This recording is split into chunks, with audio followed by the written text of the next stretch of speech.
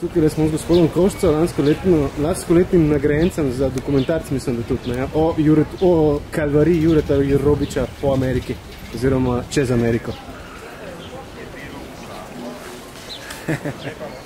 Kaj je letos? Kako je bilo letos iz vašega zornega kota? Letos žal Jureta nisem mogel spremljati na dirki v Ameriki, ker sem pač imel v službi obveznosti. Tako da mi je bilo kar malo žal, ker sem vedel, da bo še četrtič zmagal, četrtič to pomeni hkrati tudi rekordno, a ne? Ker še noben do zdaj ni štirikrat zmagal. Drugače pa sem seveda skozi spremljal po internetu, kaj se dogaja z Juretom. Spet je dokazal, da je delč najboljši ultramaratonski kolesar, kar jih je kdajkoli obstajalo. Mislim, da bo ta podvig, ki ga je on naredil, se pravi štirikrat zmagal to dirko, težko še kdo ponovil. Ker je toliko različnih faktorjev, ki lahko vpliva na razplet, na to, da moraš biti res izjemen športni kolesar, da ti uspe tam zmagati. Poleg tega pa moraš imeti tudi seveda odličen support ekipo in to se mu letos spet vse poklopili, tako da smo lahko samo zadovoljni, da mu je ratar.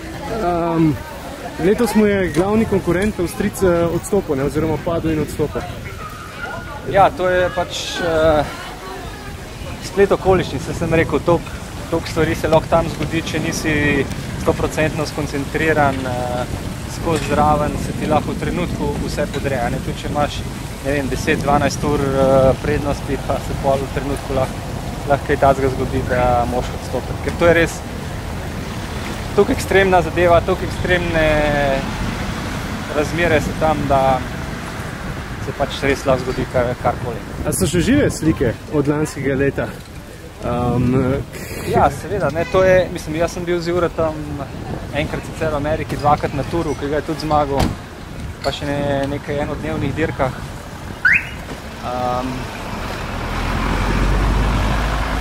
Tako da, ja, ta izkušnja ti prav gotovo za vse življenje ostane v spominu, ker je nekaj posebnega, ne samo pač njegovo dirkanje, ampak vse, kar je zraven.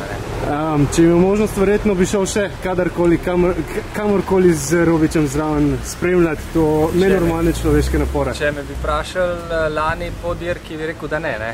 Ampak, kot rečeno, letos sem si pa spet želel iti zraven, ker čez par mesecev, čez nekaj časa se pol spomniš samo lepih stvari oziroma tistega adrenalina, tistega vzdušja.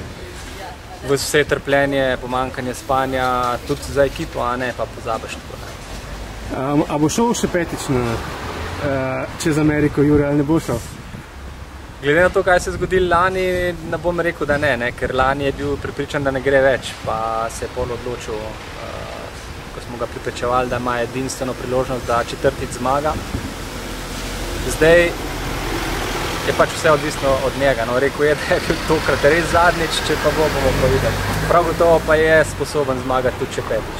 Je pa to absoluten rekord, da štirikrat nekdo zmaga. Nikoli še noben štirikrat ne zmaga. Ok, najlepša hvala.